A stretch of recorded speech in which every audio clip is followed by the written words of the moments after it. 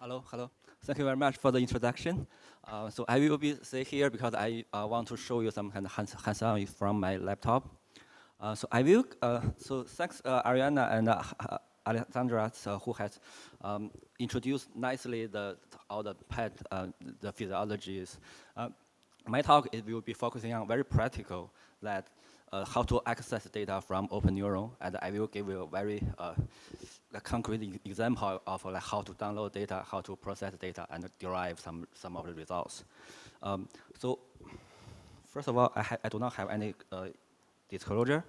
And also, I have made some kind of scripts. If you are interested or if you're running something on your laptop, you can download that. There is a very big data set from Open Neuron. The total is like almost 50 gigabyte. But also, I have made a small data set, which is like 200 MB data. If you can download the small data set, run it on your computer. It's also fine. So my talk will be focusing on most like the 4 parts. First, a very brief introduction of FDG-PET, and then talk about access and checking data, and then pre-processing, and lastly, the data analysis. So first, a very brief introduction of FDG. Basically, we are relying on this isotope of F18. It is combined with glucose, so it's like FDG molecule. We inject it, and whenever our body, some cells consume energies, right? And this FDG functions, which is similar to glucose. Those glucose and FDG will go from the blood into the cells. And then in there, they will go a series of steps of turning this glucose into lactate. But FDG will stop in the middle of the process, so that this FDG, this isotope will trap inside the cells. And you can think about like over time, there will be accumulating of these isotopes into the cells. Then usually, if you imagine over time, you can imagine that this radioactivity inside the cells will accumulating and increasing over time. And of course, there are another process is that this radioactivity will undergo decays, will emit positrons. So that but this process is relatively slow. You know the half-life of the F18 is about 1.5 hours. So which is usually is longer than a typical PET experiment. So therefore, usually if you think about this time course, there will be increasing of this radioactivity inside the cells, and then there will be also a slowly decay of that radioactivity over time. So when we use FDG to measure brain functions, right? This FDG is not specific to neuron activity because this can be used to measure basically whenever they have this metabolism of glucose, right? It can be used to detect cancer because cancer can have higher metabolic activity. But in the neural system, what does it measure is that usually we know that the neurons and the astrocyte cells that is supporting the neurons, those are the main cells that consume energy, so that there will be more and more FDG accumulating into neurons and astrocyte cells. That is what we measure, and that is what we measure using FDG-PET. And also, basically, we have 2 types of ways to administer these neural tracers, right? One is called bolus. Basically, it is at the beginning, you have an injection of 1 dose of the bolus. And then you can see that there is a very sharp increase of the radioactivity in your bloodstream. And then this radioactivity will goes down following exponential decays. And what it shows in this curve. I cannot see. Sorry.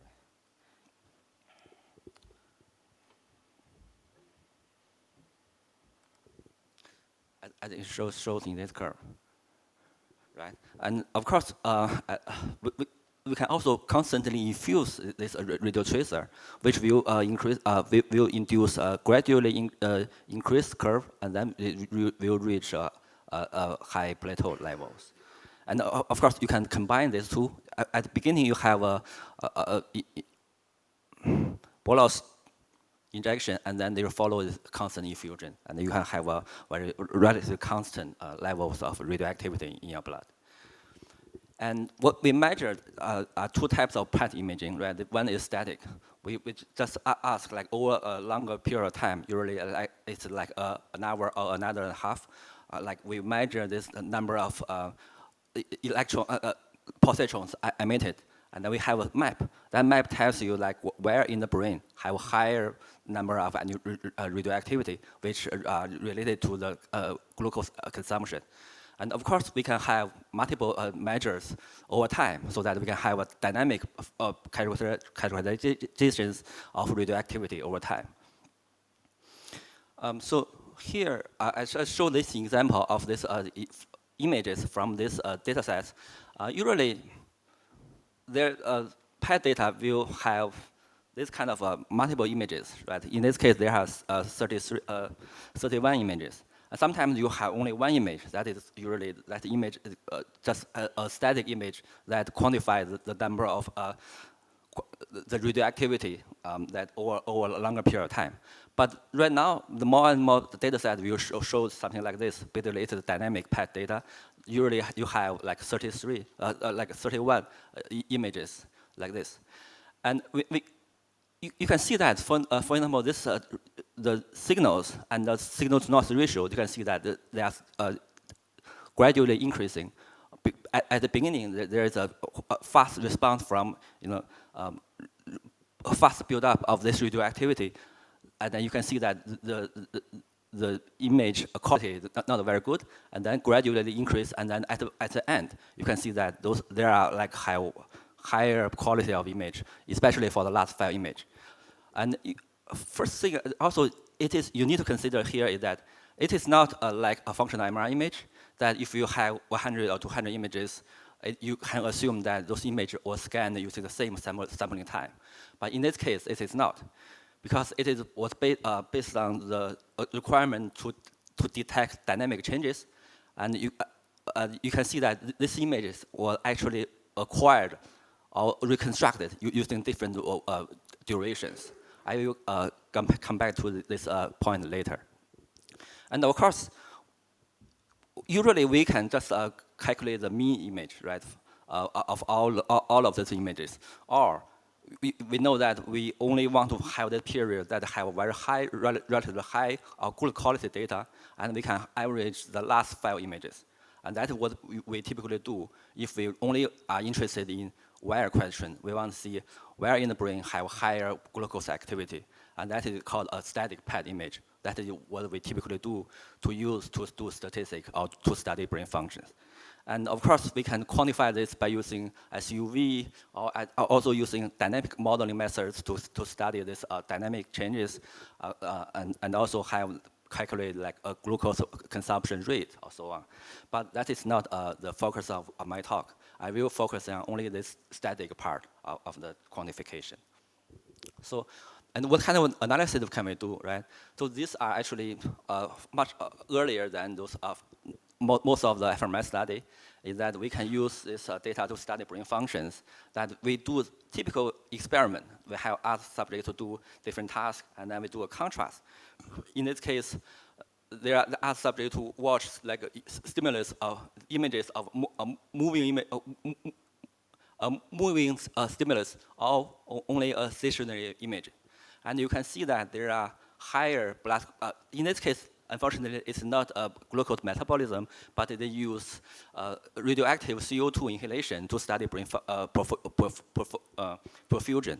And you can see that this cerebral blood flow in this V5 region shows very high perfusions when watching this moving stimulus compared with stationary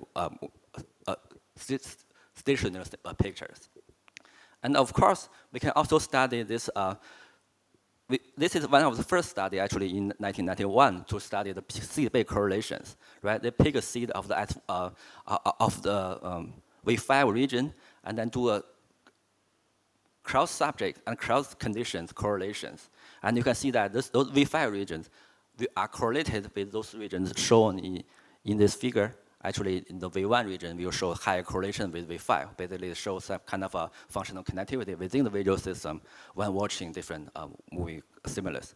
And those are the studies I am talking about. And I will show you that using this public data set, we can derive some kind of this kind of statistical results like this. So accessing FDG data, right? So FDG data is so far the most popularly used PET data radio tracer. And one of the most popular data set is the ARDIN data set, which is the Alzheimer's Disease Neuroimaging Initiative.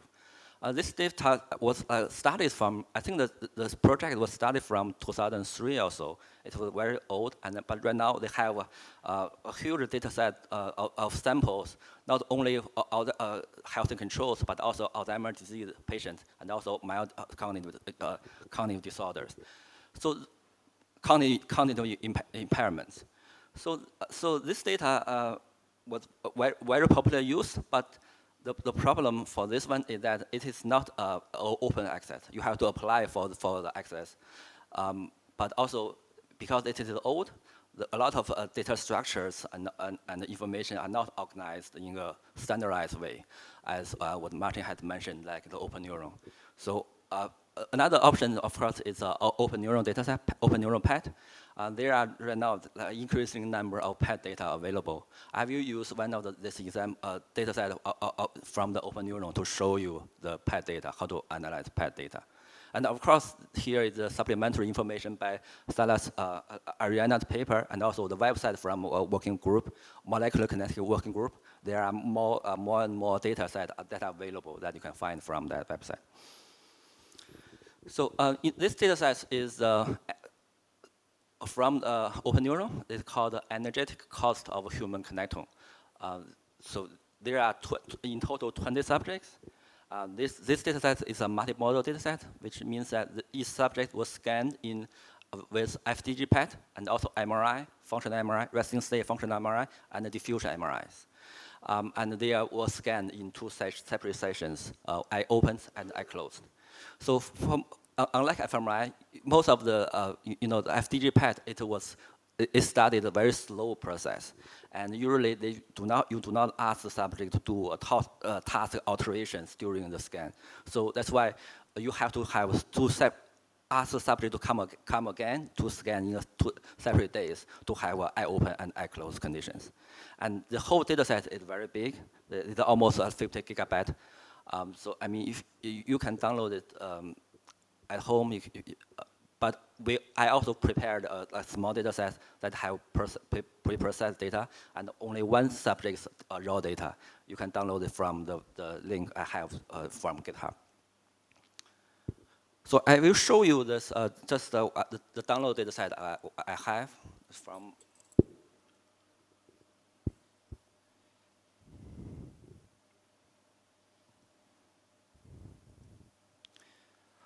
So these are the data sets we have, right? We have, basically in the root folder, we have all the information about this project. For example, this participants and also the data set description. And you mentioned that, for example, if you want to acknowledge these authors, how to acknowledge these authors based on this publication and also the other authors. And also there are information based on participants. It's basically a TSV file you can open using like a notepad, and it tells you the information about subjects' demographic information, and also there are body weight and also the glucose concentration information. Basically, I think you can use that to quantify this SUV or so on. And those are the information, basic information from the data set. And for each of the subjects, there are 2 sessions, right? There are session 1 and session 2, of session open and session closed.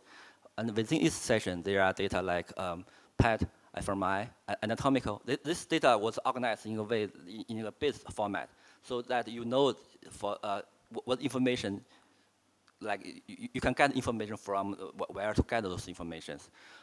So the PET data is what we are interested in here. There are main image file, which is a nifty GZ file, And also there are JSON files that describe the information about this PET image acquisition. And you can see that the tracer is FDG, and there are also other measures. And what is more interesting in my point of view is that you have this frames, right? Because there's not only one single image, there are like multiple images. And you can see that this frame, there are the start time of the frame. And in total, there are 31 frames in this subject, and also the durations. And you can see that the durations are actually different, right? Different from different frames. At the beginning, the frame is, you sampled very fast, every like 12 seconds, and then at the end, you have this frame that have like 300, basically like 5 minutes of scans. That's why you see that image, that the last 5 image have the best quality. And usually, that is what we can use to derive a static image for, for static PET analysis.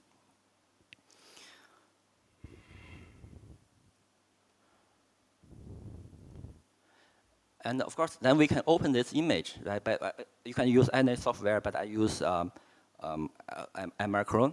So when you open that, it asks you to which image do you open. You have the first image to 31 image, and we already know that if we open the first image, there's nothing, right? Because this is very noisy. And if we open the image from the last image, and you can see that this image have a much better quality here.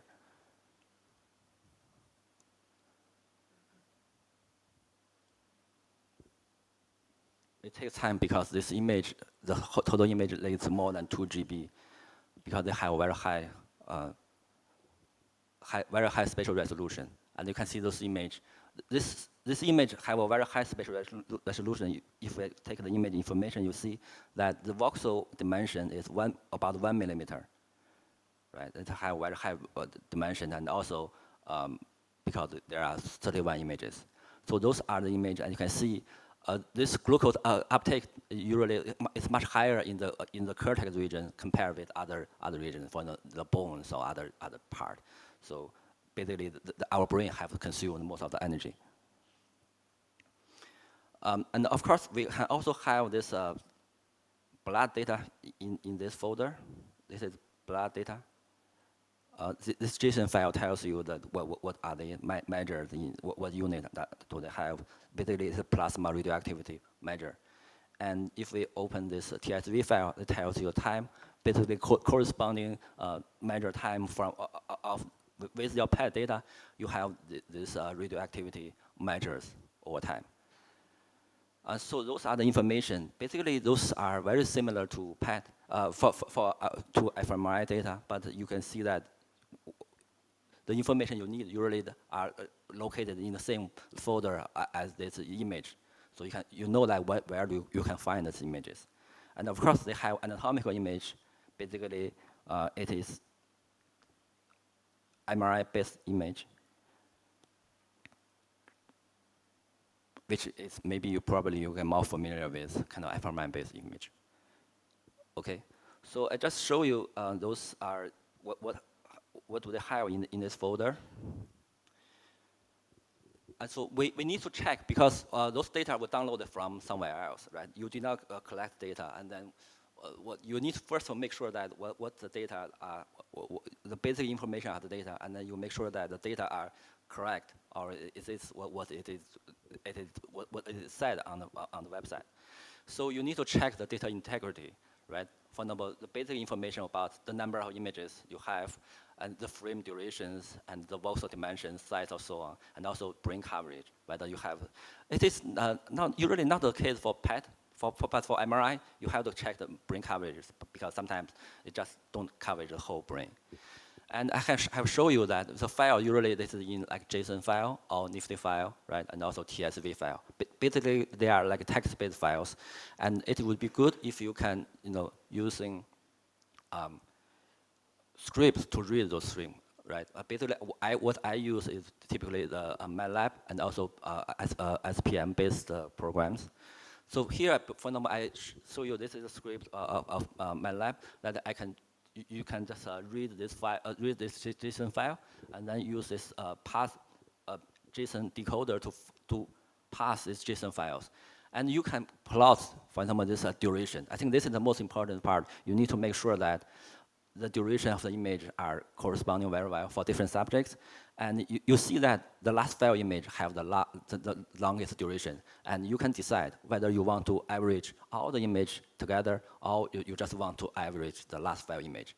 In this case, I think we can just pretty safe to say we can average the last file image to have a most static measure of glucose metabolism. And also, we can use this in MATLAB. There's a nifty info function. You can read that, and then you can get the information. In this case, what I think most important is you can.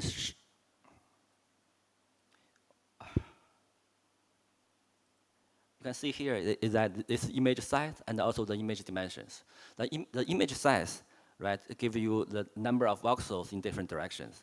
And you can see that the last one is basically the number of images, the 31, right, the fourth dimension. And then we also have this voxel dimension, the voxel size. And you see that this voxel size is very similar, it is close to 1 millimeter. And I have to say the last one is corresponding to the time.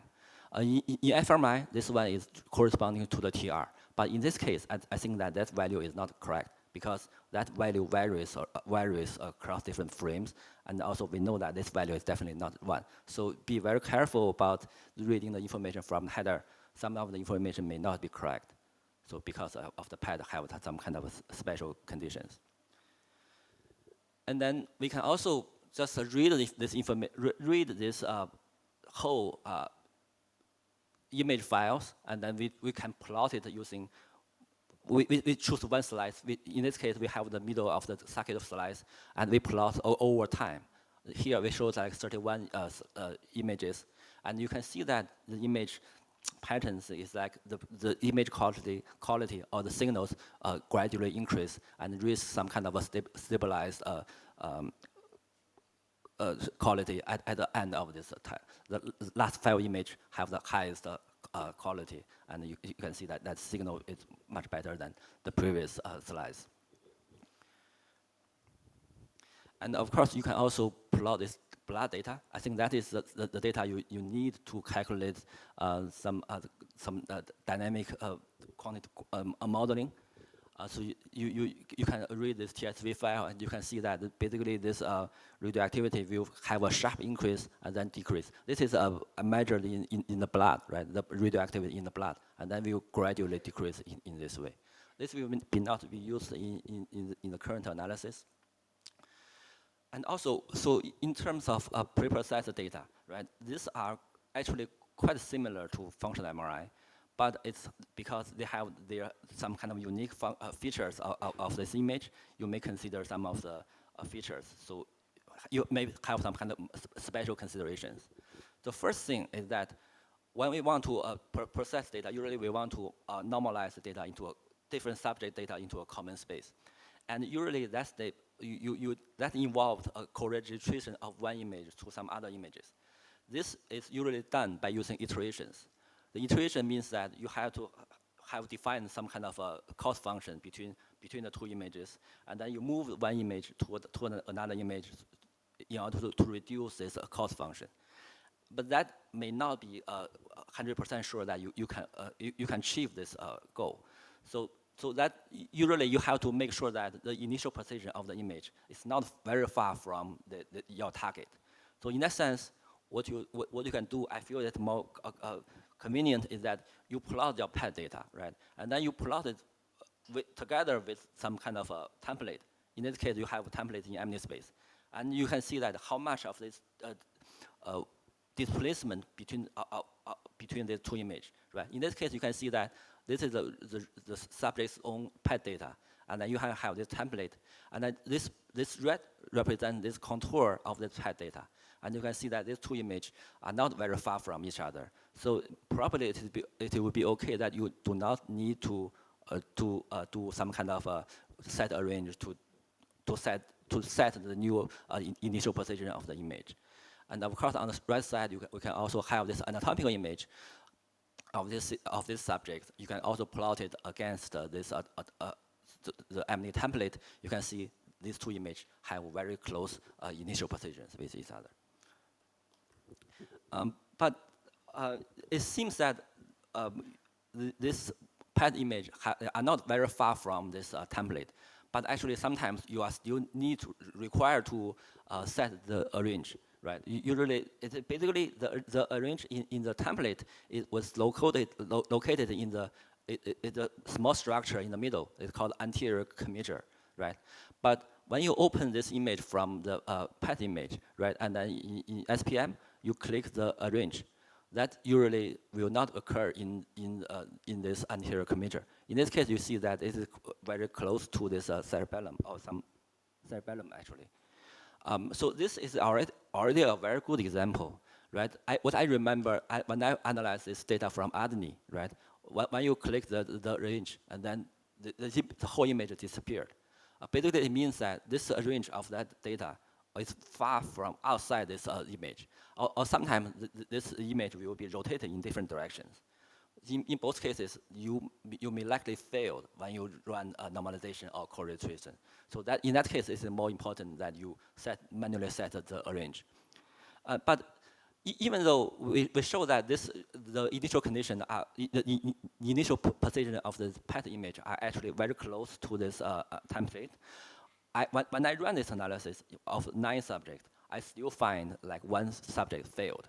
So it's not always guaranteed that you always succeed. So you have to always check the result of this correlation or normalization in order to make sure that the data you have processed are running at what you expected. And of course, if you want to manually set this arrange, it will be very, very time consuming, right? If you have like hundreds or even thousands of images, you may think about like automating these steps. You can find some scripts online, and basically what they do is that you first set the arrange in the center of this image, right?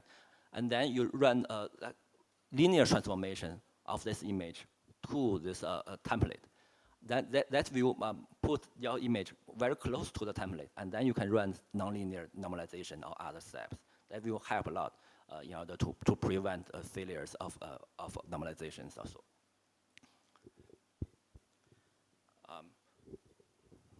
So basically the preprocessing steps are very similar to FMI, and the first step is to do a quality control. I have shown you that basically you can check data manually in 1 subject, right? It's kind of easy to do that, and you should always do that. But if you have 100 subjects, what do you do, right? You have this MATLAB functions. You can run script to extract the information about, for example, the number of time points, the also dimension, and so on. And what you need to make sure is that those parameters are the same across different subjects. Otherwise, when you process data, maybe you get some wrong image. And the other steps are kind of very similar to FMI. The first step is do a motion correction, because we decide to use only 5 images. Or if you want to use all the image also, but you still need to correct for image for motion correction between each of the images. It can be done using a realign function in SPM, which is a very similar function that you can do. And then you need to spatially normalize this image into a standard space, right? In that way, you can do a group level analysis. You want to say where in the brain shows some kind of activations or so on. Others can know that because that you have a coordination system that standardized in standardized space. This was usually done because by using MRI image, because the MRI image usually have a higher spatial resolution. So you can first segment the image, and then we have gray matter, white matter, CSF, and also you have this transformation parameters.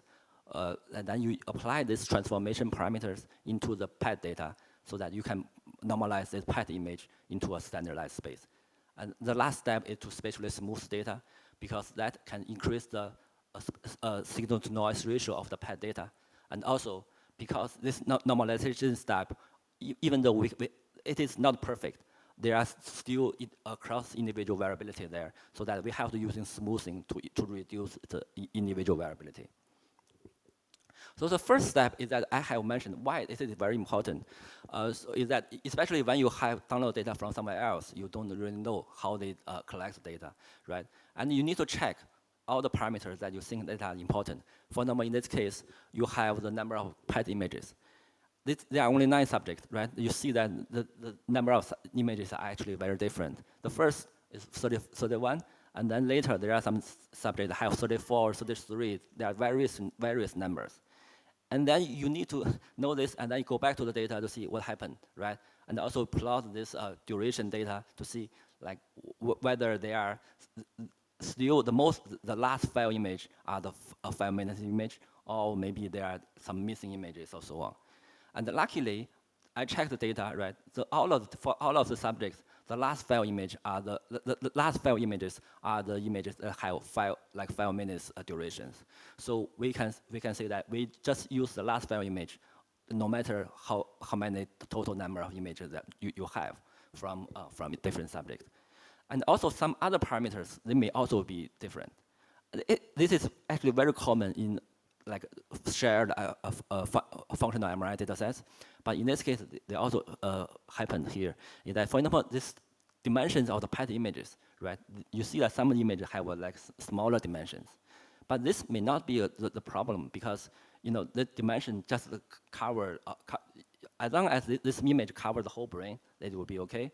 And the voxel size are actually the same, so that the spatial resolution of the image are the same, so that will be okay. So we can use all the images regardless of the voxel dimensions. But we need to be very careful about, for example, the number of images, because that will, without that, you may select wrong images to analyze. So the realignment of the image is basically very similar to what we have using a functional MRI, except that we only have 5 images here. So we select the 5 image. Basically, we want to realign the remaining 4 images to the first image. And then here, what is more important is that we just write, in the right option, we write the mean image. Because that mean image is what we want, because that is representing this very static perspective, the static PET image. So basically, we reduce like after this, we only have 1 image per subject. It's like this.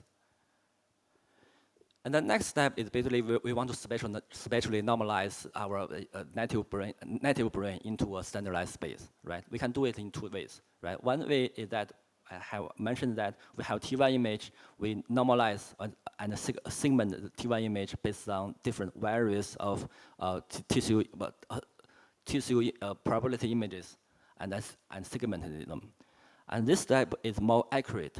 You can see that because usually the anatomical image have much higher resolution compared with this PET image. Even though the image resolution are very similar, right? They both have like 1 millimeter, but you can see the details about the structures in the MRI image compared with PET image, because the spatial resolution is not only determined by this image resolution, but also this physical properties of the FDG process. So basically, what we do is that we segment this image of the T1 image to the template, and then we obtain this deformation field. Basically, the parameters that transform this image from the native space to the template, and then we co-register our PET image into the structural image. And then we just apply this deformation field to the PET data so that they can be transformed into a template, standardized space. And of course, in SPM, there is a template. In the old normalization functionality, there is a template called MNI template, PET template. You can use that, but just be aware that this image was not, even though it's a PET, it is not FDG-PET. It was like a water pad to measure cerebral blood flow. But anyway, so if you do not have an anatomical image, which usually sometimes it is the case, you can still directly normalize your PET data to this PET template. That is much easier, and then much easier to get your results. So the segmentation, right, is like we just very simple. We input this T1 image, and then we segment this image into gray matter, white matter, CSF, and so on, different tissue types. And what most importantly is that at the end, there is a function there is an option to save this deformation field. These are the parameters that can transform any image from your native space to your to the template. And these are the results of the segmentation. You can you can plot different segmented tissue types, gray matter, white matter, and CSF onto the brain, and also you can compare this with the MNE template. Let's see how well they are normalized. So for this data set, most of the subjects are like healthy subjects, I suppose, and you can see this step are okay. But if you are working on, for example, the adenine data sets, and you may be very careful because those subjects may have some kind of tissue, brain damages, or so on, so that those steps, this segmentation, even this step may fail. Okay, the next step is that we want to co-register your PET image into your T1 weighted image, right? And then we can apply the deformation field. One of the problems you need to consider is that we know if you remember that the PET image, the highest value are in the cortex because the cortex have consumed most of the energies, and there will be very weak signals in the bones, the skull, and so on. So if you directly co-register your PET image with the raw T1 image, which is here, there is a possibility that you co-register the edges of the cortex to the bones, to the skulls. So that you do not want that, so that you do a skull strip. And that can be done by just using a mask of only gray matter, white matter, CSF, and then you remove other segmented tissues, like the bones or soft tissues. And these are the results of the image, so that you want to co-register your PET image with this image, skull strip image, but not this the raw image.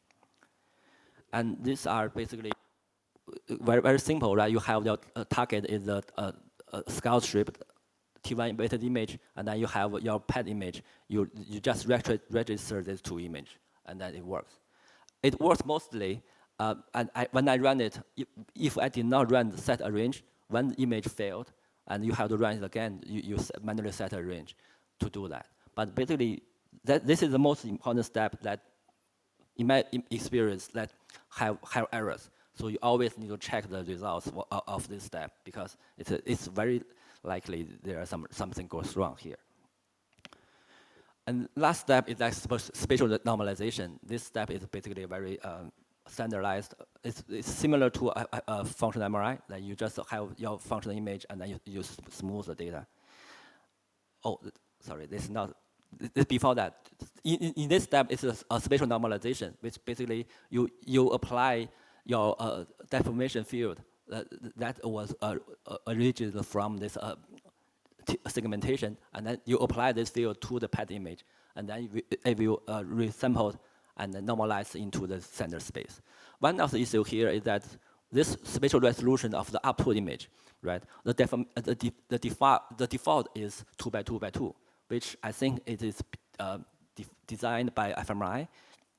But usually usually it's not recommended to upsample or downsample this, right? Because you have the range of resolution, which is 1 by 1 by 1, roughly 1 by 1 by 1 by 1. So here it's better that you just use the same focal size of 1 by 1 by 1 here. And then this is spatial normalization. You can see that this is a PET image. Right now it's in the standardized space, and then this overlap very well with this template. And then it just remember that at the beginning, right? This is the same image, right? The PET image from the native space, and then right now it's in the MNE space. And here, in the bottom, these two images are also the same, right? You can see that those two are not correlated very well. This is the template. Right now, this image are correlated very well with the template. So this is done.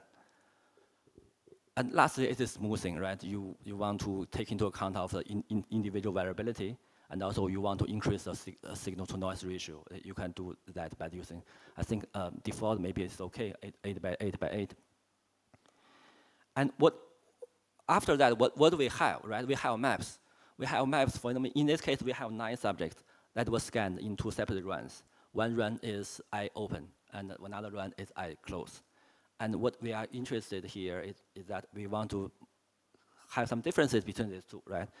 And you just look at these images, like what can you get from this image, right? First is that those images are basically placed in a very similar position, right? So which means that this normalization, all the pre-processing works very well, so that you see that most of the images are like in the same direction. But you can also see that across different subjects, you see that there are variabilities there, right? Those signals, some signals look very bright in general, some subjects have very low in general, right? Those are the kind of global signals, the global effects. It may be related to many things like physiology and also the timing between your injection to the recording or so on. There are many factors, but here the good thing is that we have this is the within subject design. We have the same subject scanned twice, and basically what we want to do compare is the within subject, right? The same subject from eye open and eye closed. What we want to see, like what regions or what are differences between these two conditions, regardless of all the variations like across different subjects, right? That is basically what we want. And usually what we do in brain imaging is that we want to ask kind of a where question, right? It's like basically where in the brain that shows higher, that consume higher glucose, like in the eye open condition compared with eye closed condition, right? This kind of question. And basically what we want to do is that we have every voxel in the brain, and then we do some kind of statistical modeling, and then we compare our hypothesis. Here when we have like some region may have higher metabolic activity in eye open compared with eye closed. We may have some hypotheses like, for example, the visual cortex maybe, or the default mode network you may think about that may show differences between these two conditions. And so this model is actually very similar, right? Basically, first of all, we just plate this. There are 18 data points, right? We can place it in the way, for example, the first image, the first subject eye open, and then first subject eye closed, and then second subject eye open, and second subject eye closed, and so on. There are 18 rows here in this model. And then we just use a general linear model, right, to model this effect, the effect of interest. Here we can use the first model, first regressor here to represent eye open condition, right? Eye open is 1 and eye closed at 0. And the second one is eye closed condition, 1 and 0 and so on. And then we have, because it is a within subject design, we want to remove this subject specific effect that what we are not interested in, that we have 9 subjects, we have 9 of these remaining regressors to represent subject-specific effect. And one of the things we need to consider is the global normalization. I have shown you that across different subjects, there are a global effect. They may have some meanings, but usually when we want to do a voxel-wise analysis to ask a where question, usually we want to control for this global effect. Otherwise, we will not see. We may see a global, like everything that light up that may not be really interesting to us. So this global effect, we can calculate some kind of global measures, for example, the mean values across the whole brain, right? And then we have models. That one model is proportional. Is that the local local signal is proportional to the global signal. Or you can consider that it's additive, not proportional. So in that case, it may be simpler that you can use the ANCOVA model. We just you include this global signal into this model as a regressor. If it's proportional, what we'll do is that what the software will do is that they will at each of the voxel you divide it by the mean from the whole brain of that subject, right? So then it comes to like global calculation. How do you calculate this global signal, right? You can define a mask. And usually in SPM, it is just define a mask of the whole brain, right? And of course, if you are interested in, you have an assumption that you maybe in white matter or CSF as the control, maybe you can use that. Or some other PET researchers use cerebellum, right? If there's no, I don't think that works for a PET, for FDG-PET, because FDG-PET, the cerebellum will not be like now in that region. But usually, I think the global signal, maybe the whole brain value will work very well. And of course, there's also you can use a mask, because all the values in the PET are like positive values. If you do not use a mask, you may have some very weird activation outside the brain. And also, because this glucose metabolism is not very specific to neurons, right? You may not be interested in something. For example, if you do not use a mask, you may see some activities in the eyeball region, because you open your eyes, you consume more energy in your eyes also. But it's not what we are interested in. Yes, so these are the model that you use in ANCOVA. If you have this global signal, you can just simply add this into your model as a covariance.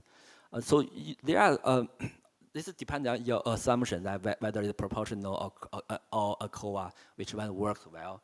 But I think most of the time, the results will be very similar in this case. So this is the last slide. Basically, we have the data.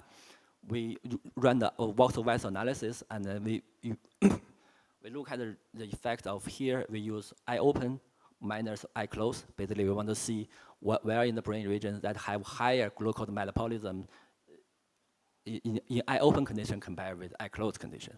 And it seems to make sense, right? All the regions are in the visual cortex.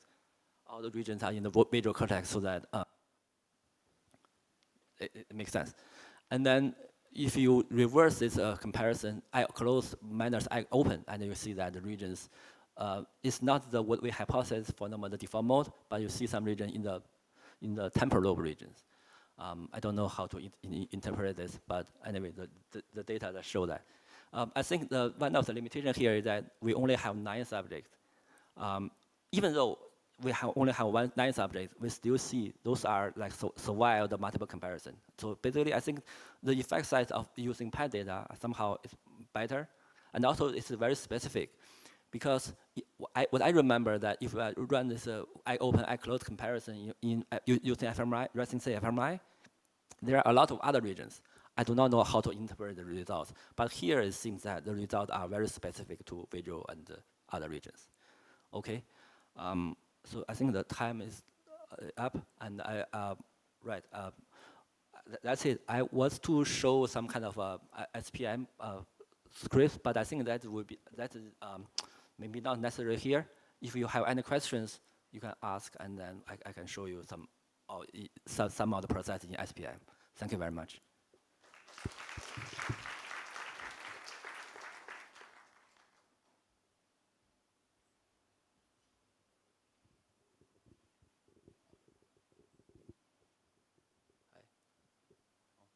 I have a question, actually. Yeah. So I've never really been clear on the utility of proportional scaling versus the ANCOVA scaling, and I was hoping that you could clear that up for me. So proportional, basically you divide.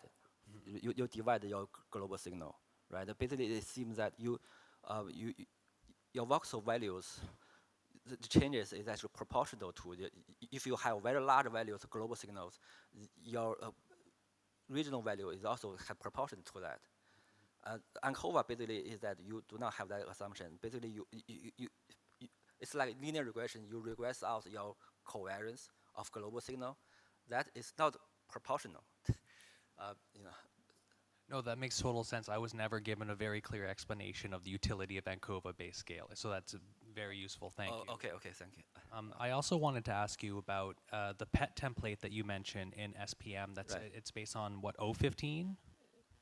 Yeah. Yes. Is that derived from purely healthy control subjects? I don't know about the information about that. Yeah, it is. Okay. All right. Thank you very much. Yeah.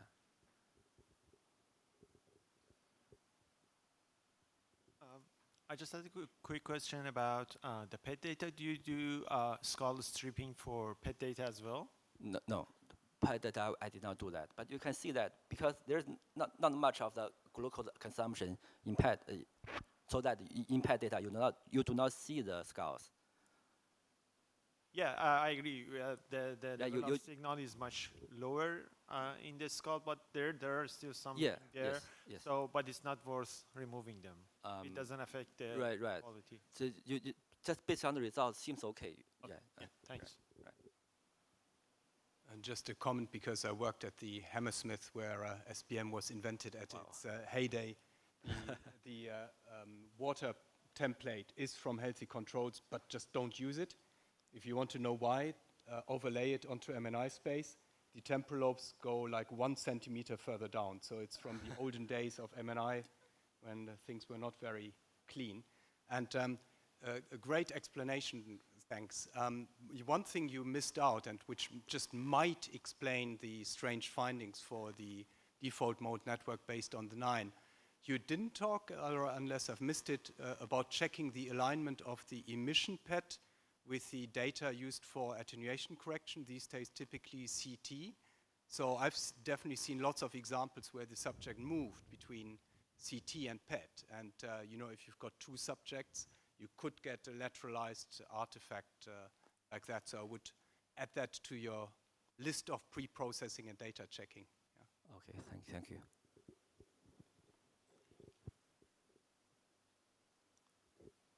Thank you for nice talk. I have one question. Is there any criteria for PET imaging smoothing? Criteria, I don't know, but that really, I just use a default. Usually it works, so I don't know, what I was told is that by default one should use a smoothing filter where the full width of maximum is twice of the resolution of your PET image. So with I don't know, my scanner is around 4 millimeters, so I would use an 8 millimeter smoothing, but also I think the question also depends on your population. I think if you use healthy controls, maybe young healthy controls, you can go a bit lower. If you have to analyze patients with huge deformations of the brain, you want to go a bit higher to kind of reduce anatomical variability. So, yes, and also maybe it depends on the regions you are interested in. If you are interested in the smaller regions, for example, small subcortical regions, you may use smaller kernel. If you are interested in like the cortex region, which may be sometimes prefrontal cortex, for example, you may use a larger kernel. So it's really, there is no definite answer for that, I think. If I may just add to that, we've also been doing a PET version of the Eklund paper, so looking at false positives when doing statistical analysis. And so PET has the same issues with the spatial autocorrelation function. So if you don't use a decent filter size, you will actually get a decent amount of false positives. So I definitely encourage you to check out that work. A question for you. You use the average of the last 5 images when you perform a co-registration. From my point of view, I think you are thinking to FDG, because of course the last 5 images to another tracers could be really going down. Yeah, so yeah, means not to have a resolution, but to have to. Right. Yes. Yes, I think that's. I have only analyzed FDG. Yeah, definitely the other tracers you may think about. Yeah, actually, maybe just to continue on that, Alessandra, you are the best person to answer that. If you have a certain tracer and you want to apply this kind of simple quantification, so just taking the average of some frames, how do you choose which frames, which one is the right time frame, let's say?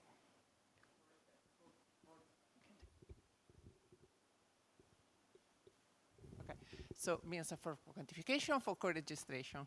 For quantification. For quantification, it really depends because, of course, for instance, with PBR28, Mattia also did a lot of stuff in order to understand exactly which is exactly the time window that is in correlation with what we want really to attain.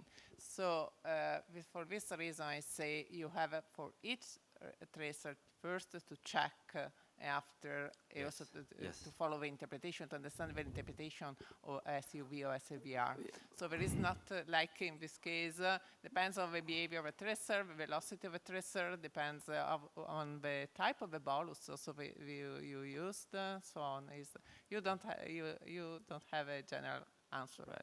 It's only a specific answer for specific tracer.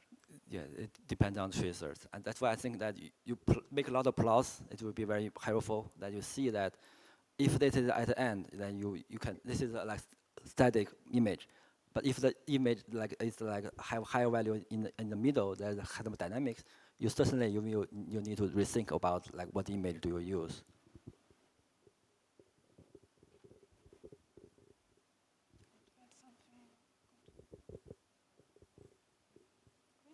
Any other questions? Okay, so thanks a lot, Xin. Thank you very much.